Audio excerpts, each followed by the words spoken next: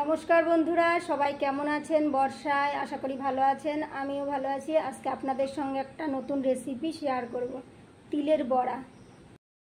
এই যে তিলের বড়া করার জন্য লাগবে সবার প্রথমে তিল, তারপর লাগবে একটু নারকেল, একটু পোস্ত। এই তিনটা আমি একসঙ্গে বেটে নেব।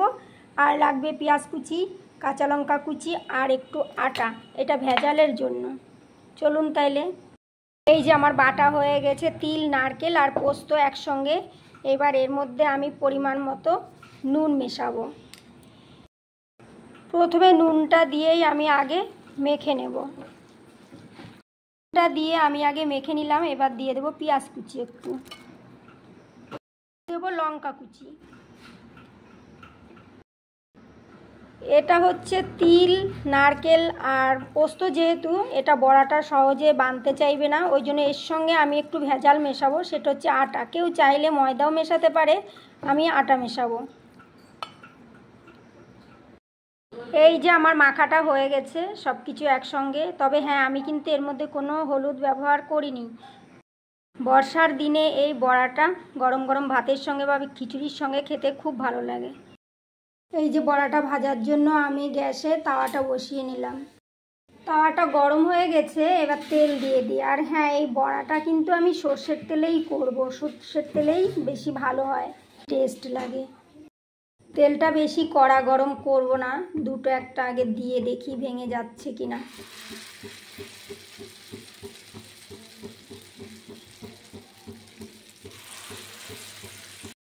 এই যে এইভাবেই দিয়ে নিলাম আমি।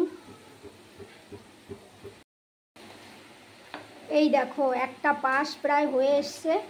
এবার আমি উল্টে দেব। সবগুলো উল্টে দিলাম। আর গ্যাসের ফ্লেমটা হালকা টু মিডিয়াম আঁচে রাখতে হবে, বেশি জোরে দিলে কিন্তু পুড়ে যাওয়ার সম্ভাবনা থাকবে। এই দেখো বন্ধুরা, বাইরে কি পরিমাণ বৃষ্টি হচ্ছে।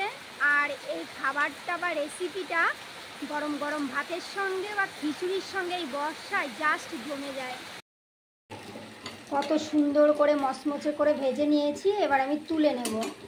এখন নামিয়ে নিয়েছি। এবার পরেরগুলো সেম পদ্ধতিতে দেব।